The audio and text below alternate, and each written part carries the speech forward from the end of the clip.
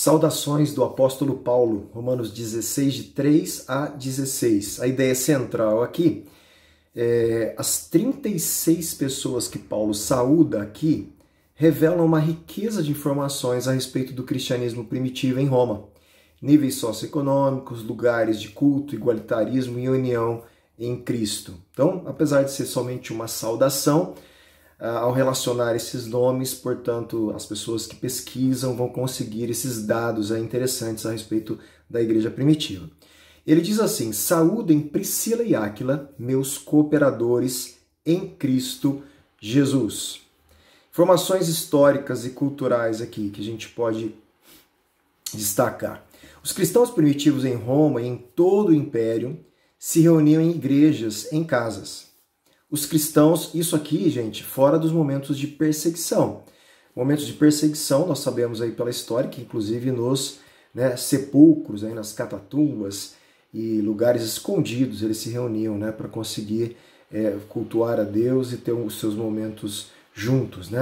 E em outros momentos que, apesar de ter hostilidades, mas não tinha a perseguição, eles estavam então reunindo em igrejas e em casas. Os cristãos que tinham condições de ter uma casa abriam seus lares para os cultos. É provável que os anfitriões das igrejas em casas, como Priscila e Áquila, fossem ricos patrocinadores do movimento cristão. No entanto, o cristianismo romano abrangia em sua maior parte as classes mais baixas, embora houvesse exceções importantes. Então, voltando aqui, saúdem Priscila e Áquila. Então, a gente já viu que Priscila e Áquila, provavelmente de uma classe melhor, eles eram ali um anfitrião, uma igreja que estava na casa deles. Cooperadores em Cristo Jesus, os quais pela minha vida, olha o que Paulo diz, os quais, quer dizer, Priscila e Áquila, pela minha vida arriscaram sua própria cabeça. E isto lhes agradeço, não somente eu, mas também todas as igrejas dos gentios. Saúdem igualmente a igreja que se reúne na casa deles, de Priscila e Áquila. Saúdem meu querido Epêneto, primeiro fruto da fé em Cristo na província da Ásia. Saúdem Maria, que muito trabalhou por vocês.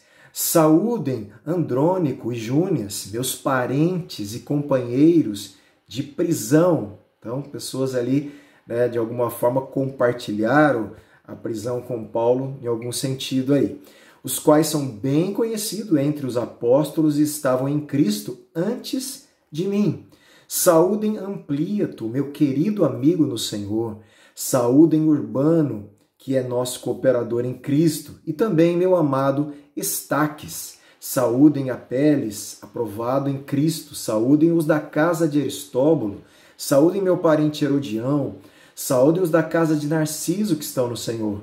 Saúdem Trifena e Trifosa, as quais trabalham no Senhor. Saúde a querida Pérside, que também muito trabalhou no Senhor.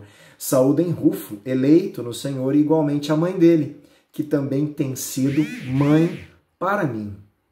Saúdem Assíncrito, Flegonte, Hermes, Patrobas, Hermas e os irmãos que se reúnem com eles.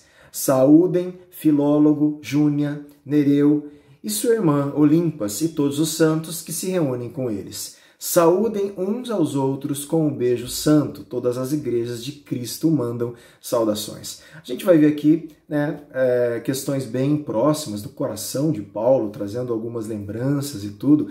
Uma pessoa que ele considera inclusive a mãe dele ali. Então é muito interessante essa lida de Paulo nesse momento, nas saudações. Informações socioeconômicas que a gente pode colher aqui, que os estudiosos, na verdade, colhem diante dessas pessoas, desses nomes. Alguns estudiosos que se especializaram no período clássico pesquisaram a estrutura socioeconômica do cristianismo romano. Então esse John Geiger, não sei como que se fala, identificou 5 níveis dentro da estrutura socioeconômica romana, relacionados aqui da classe mais baixa para a classe mais alta. Então você tinha na estrutura romana a classe dos escravos, a classe dos libertos, pessoas que nasceram escravos, mas obtiveram liberdade, classe dos plebeus, que eram cidadãos romanos que nasceram livres, classe equestre, que eram os cavaleiros, figuras políticas, líderes militares, e a classe senatorial, a aristocracia romana, portanto a mais alta classe. Robert, aqui também, esse Jewett, não sei como se fala também, classifica a classe social dos 36 nomes citados por Paulo, incluindo Paulo então. Ele fala: Paulo era cidadão romano plebeu, mas não era rico. É provável que Rufo pertencesse à mesma classe. Febe e Priscila provavelmente eram cidadãs romanas plebeias de posse, por isso elas são patrocinadoras, né, da obra missionária e do movimento cristão ali.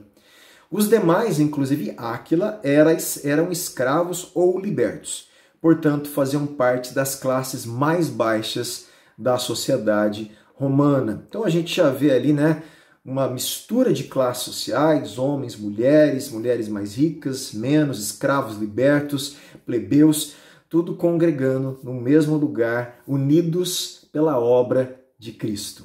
E as nossas considerações aqui finais: o princípio igualitário de Paulo, o princípio igualitário de Paulo, igualdade dos cristãos porque estão em Cristo, é demonstrado aqui de forma concreta, né, na vida concreta da igreja. Em Cristo, judeus e gentios, escravos e livres, homens e mulheres são um. Isso aí é importantíssimo lembrarmos de tudo aquilo, depois de tudo que Paulo está ensinando lá no capítulo 14 e 15, certo? Sobre não dividir a igreja, sobre unir o corpo de Cristo, aceitar um ao outro, acolher um ao outro. E ele mostra que aqui na saudação, a configuração da igreja de Roma, ela já tinha esse perfil, né? Apesar de ter dificuldades, você lembra, entre judeus e gentios em algumas questões. Paulo não exercia seu ministério sozinho, isso é importante também. Tinha muitos cooperadores na propagação do Evangelho. Então ele saúda e agradece colaboradores, inclusive Priscila e Áquila, pessoas que o ajudaram em diversas situações, arriscaram suas vidas pelo apóstolo Paulo e outros que colaboraram com o apóstolo Paulo. E ele é tremendamente grato a essas pessoas aqui. E os cristãos devem honrar e edificar outros cristãos como Paulo fez, pois todos são cooperadores do Evangelho.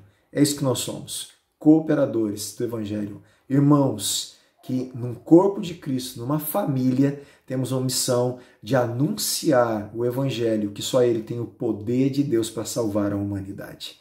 Tá certo? Deus te abençoe. Mais uma leitura. Estamos quase terminando, né, o livro aos Romanos. Então preste bem atenção nesses finais, retome coisas que você deixou de ver, eu acho que vale a pena. Fizemos uma leitura expositiva aos Romanos. Essa foi a nossa proposta, tá certo? Deus o abençoe em nome de Jesus. Até o próximo vídeo aí.